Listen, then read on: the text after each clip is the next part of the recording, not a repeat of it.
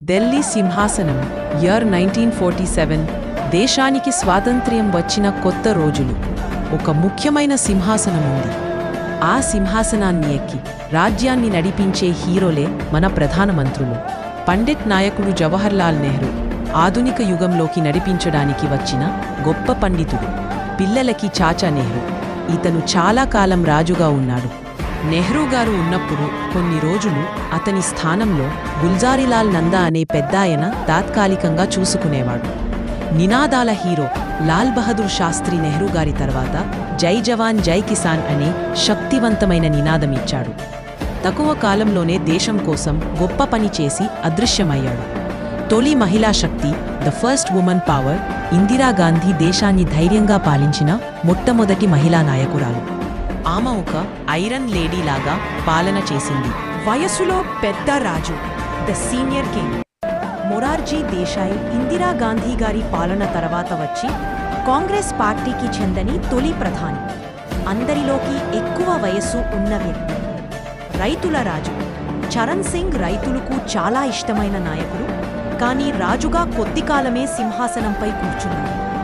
తిరిగి వచ్చిన శక్తి ఇందిరాగాంధీ. మళ్ళీ ఇందిరాగాంధీ గారు రంగంలోకి దిగి మళ్లీ దేశ పగ్గాలు తీసుకున్నారు.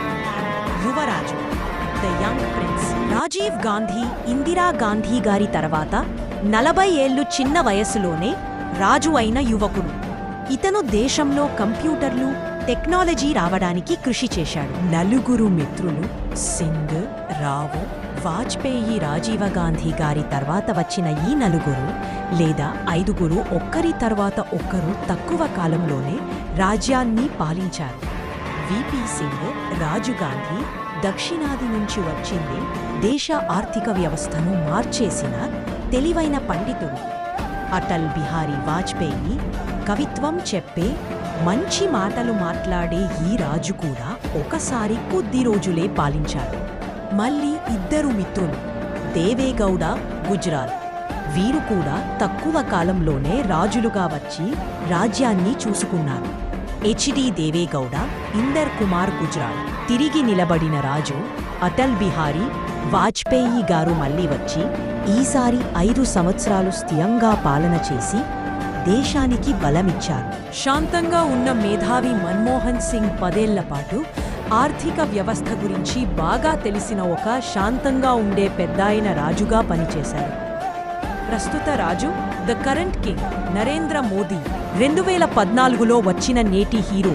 ప్రతి ఒక్కరితో మాట్లాడే, దేశాన్ని వేగంగా ముందుకి నడిపించే ప్రయత్నం చేస్తున్న ప్రస్తుత రాజు.